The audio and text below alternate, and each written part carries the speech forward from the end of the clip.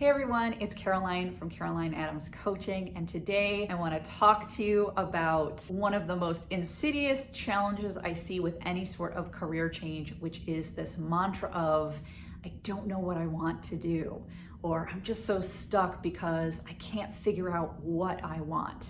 And I want to share with you some real life examples of how this shows up with people and how it's so insidious because it's not the right question and it keeps our focus on the wrong sort of areas that's going to keep us stuck. Now, I've talked about this idea before. I'll include that blog post below because it has some exercises. If you are someone who gets stuck in that loop of, I don't know what I want, it actually can walk you through that process and what might be going on instead. Today, I want to approach it from a little different angle and talk about why it's so insidious and also a shift that you can make so that you can focus on the right question. So here's how it typically plays out, right? Someone will come to me and say, Caroline, this is great and we're moving in the right direction, but I still can't picture what I want. And this actually happened a few weeks ago with someone I'm currently working with. And it's so funny when he said this to me, I was like, give me an example of what it would look like to know.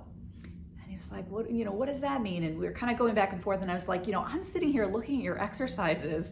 It looks like you totally know what you want to do. You have a page long of ideas as to what you want. And so, we go back and forth and we're unpacking it. And in the course of this discussion, he remembers something else, this path that he had pursued before we even started coaching, that was super interesting and energizing for him.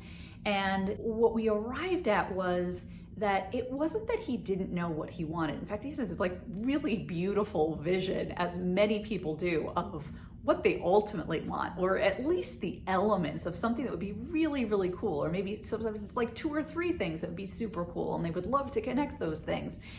And because there's not an easy job description or something that immediately helps us kind of focus on what that is, we tell ourselves that we don't know what we want. And so then we go off, as this client had, again, before we were working, he stopped this bad habit now, but he would go onto the job posting boards and he would look for job descriptions. Of course, nothing looked good to him, right? Everything was, either, sick pit in his stomach, or at the very least, I guess I could do this, right? And the reason this is insidious is because he knew what he wanted. He wanted this big, beautiful grouping of things over here, and he's literally looking in the opposite direction. Well, this doesn't feel possible, so I guess I'll try to see some other things that maybe feel more realistic. And so if you find yourself in this same boat, what I would invite you to do is commit, own what you want. Own that list of things, right? Own that beautiful big vision that just feels so out of reach, or maybe it even feels like a fairy tale. Give yourself time and space to own it. And you set the time frame, 30 days, 60 days, 90 days, a year, whatever feels good for you. Because the real question is not that you don't know what you want, it's that you don't know how to get it.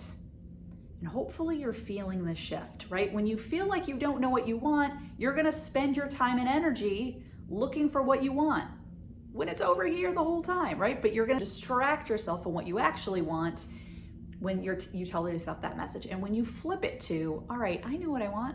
I know what I want. Feels big and crazy, feels unrealistic, feels like make-believe. And the real challenge is not knowing how to make that a reality. Well, great. Now that we've admitted that you know what you want, now we can actually focus our time and energy on actually making it a reality.